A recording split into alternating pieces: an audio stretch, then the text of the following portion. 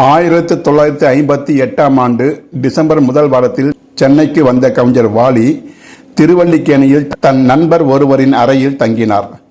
தியாகராய நகரில் இருந்த நடிகர் வி. கோபாலகிருஷ்ணன் அவர்களின் தொடர்பாலும் நட்பாலும் திரைப்பட பாடலாசிரியராகும் முயற்சியில் தொடர்ந்து செயல்பட்டார். திரைப்படத்துறை நண்பர்கள் செல்லமாக கோபி என்றழைக்கப்படும் கோபாலகிருஷ்ணன் அவர்களின் ஸ்கூட்டரின் பின்புறம் அமர்ந்து கொண்டு இயக்குனர், தயாரிப்பாளர், இசையமைப்பாளர் என பலரையும் நாள்தோறும் சந்தித்து ஆதரவும் வாய்ப்பும் கேட்டுக்கொண்டிருந்தார் வாலி. பாதை தெரியுது பார் என்ற படத்தை தயாரித்த குமரி பிலிம்ஸின் அலுவலகம் தியாகராய நகர் கிரி ரோடு அருகே இருந்தது.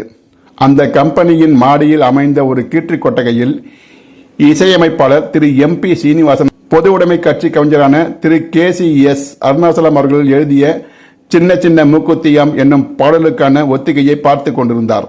அப்போது வாலியை அழைத்து சென்ற கோபி MP சீனிவாசன் அவர்களுக்கு வாலியை அறிமுகப்படுத்தி அவருக்கு திரைப்படத்தில் பாட்டு எழுத ஒரு வாய்ப்பு அளிக்குமாறு கேட்டுக்கொண்டார்.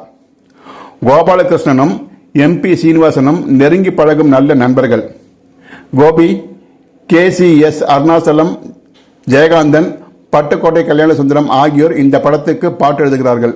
மிஸ்டர் வாலிக்கு ஒரு பாட்டுக்கு ஏற்ற மாதிரி சிச்சுவேஷன் எதுவும் இல்லை. இருந்தாலும் சமூக பிரஜனையோடு பொது உடைமை கருத்துக்களை பிரதிபலிக்கிற மாதிரி ஏதாவது பாட்டு வாலி எழுதியிருந்தா அதை படத்தில் டைட்டில் சாங்காக யூஸ் பண்ண முயற்சி செய்கிறேன் என்றார்.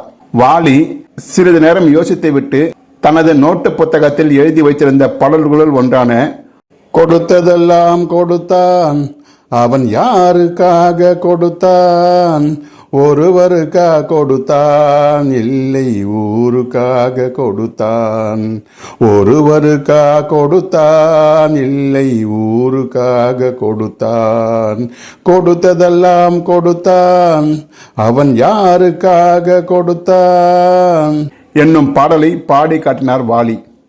MP சீனிவாசன், மிஸ்டர் வாலி, இப்ப நீங்க பாடி காட்டிய பாடலை நல்லா இல்லைன்னு நான் சொல்ல மாட்டேன், ஆனா என்னை பெருசா சர்ப்ரைஸ் பண்ணல, சோ சாரி என்று சொல்லிவிட்டு உள்ளே சென்று விட்டார். அப்படி நிராகரிக்கப்பட்ட அந்த பாடல்தான் படகோட்டை படத்தில் இடம்பெற்று மிகப்பெரிய வெற்றி பெற்று எம்ஜிஆருக்கு நல்ல பெயரையும் வாலிக்கும் நல்ல பெயரையும் தமிழ் மக்களின் உள்ளங்களிலும் குடிகொண்ட பாடலாகும்.